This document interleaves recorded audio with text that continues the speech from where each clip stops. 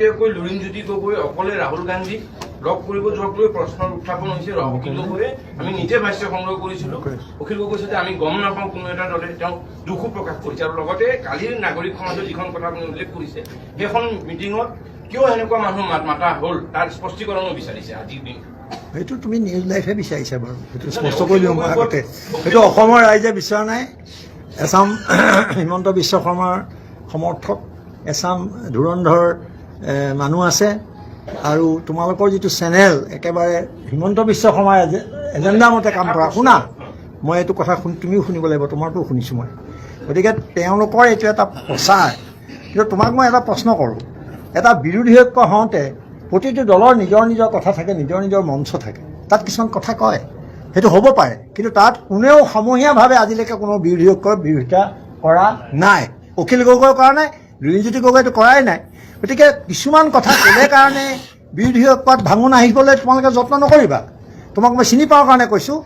এইটো তুমি প্ৰশ্ন কৰাৰ লগতে যে বিজেপি, হিমন্ত বিশ্ব শৰ্মাৰ বিজেপি মিত্ৰজোঁটৰ চৰকাৰত সংঘাত আছেনে নাই? UPPL লগত তেওঁলোকৰ বুজাবুজি আছেনে নাই? আজি তাত প্ৰাৰ্থী দিম বুলি কৈছেনে নাই?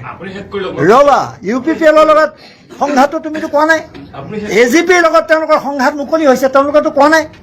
গতিকে এনেকুৱা ধৰণৰ নিজৰ নিজৰ ক্ষেত্ৰত কিছু সংঘাত থাকিব। কিন্তু আমি চেষ্টা কৰিছোঁ বিৰোধী ঐক্যৰ কাৰণে, আৰু তোমালোকে চেষ্টা কৰিছা বিৰোধী ঐক্য ভাঙিবৰ কাৰণে। এইটোৱে আজিৰ তাৰিখৰ সংঘাত। মই বাকীসকলক প্ৰশ্ন কৰোঁ, যেতিয়ালৈকে নাগৰিক মঞ্চই এনেকুৱা মানুহ নিমন্ত্ৰণ কৰি থাকিব, আমি তোমাক মই বাৰে বাৰে কৈছোঁ, সোমাই ৰবা, তুমি আকৌ কৈছোঁ এইটো তোমাৰ হিমন্ত ৰবা, মই কৈছোঁ, মই যিহেতু সভাত আছিলোঁ। তুমি শুনা, অসম নাগৰিক সন্মিলনক ইমান উপলুঙা নকৰিবা। তাত ডক্টৰ হীৰেণ গোহাঁই, তোমালোকে হীৰেণ গোহাঁইক যি বুলি নোকোৱা, অতি সন্মানীয় মানুহ। এইটো কৰি আকৌ তেওঁলোকে এটা ডাইভাৰ্ট কৰিব আজি ইছ্যুটো। আপোনালোকে এইটোত নোসোমাব। মই তেওঁলোকক পোনপটীয়া কৰি লৈছোঁ, তেওঁলোকৰ এজেণ্ডা এইটো। সেইকাৰণে মই কৈছোঁ যে কোনো সন্মিলনে, নাগৰিক সন্মিলনে 4জন ব্যক্তিক নিমন্ত্ৰণ জনোৱা নাই। তুমি যদি প্ৰমাণ কৰি দিব পাৰা মই তোমাক মানি ল'ম। তেওঁলোক আহিছে নিজাববীয়াকৈ অসম চাবৰ কাৰণে, আৰু তোমাৰ মুখ্যমন্ত্ৰীয়ে গোৱালপাৰাত 144 ধৰা আহিছে এভিকশ্যন চাবলৈ যাওঁতে। সেইটো আমাৰ কি দুখ নেকি? ৰ'বা, কালি তুমি সভালৈ যোৱা নাই, তোমালোকৰ কোনোবা এজন গৈছা, সোধা। ইংৰাজী আৰু হিন্দী আমি বুজি পাওঁ বুলি ভাবিছোঁ অলপ। ক'তো এজনো বক্তাই তেনেকুৱা কথা কোৱা নাই। আৰু যেতিয়া মই এইটো ক্লেৰিফিকেশ্যন দিছিলোঁ অলপ আগতে, তথাপিও তুমি উলিয়াইছা যাতে তুমি মূল বিষয়বিলাকৰ পৰা তল পেলাই অন্যান্য কথাবিলাক মানুহৰ মাজলৈ লৈ যাব পাৰা। আৰু ছৈয়দা হামিদা সন্মানীয় মহিলা, তেওঁ প্লেনিং কমিশ্যনত মেম্বাৰ আছিলে, তেওঁ আন্তৰ্জাতিকভাৱে অতি খ্যাতনামা। কিন্তু তেওঁ সভাকক্ষত তেতিয়াও এনেকুৱা কথা কোনোবাই যদি প্ৰমাণ কৰি দিব পাৰে, তেতিয়াহ'লে মই সেইটো মানি ল'ম।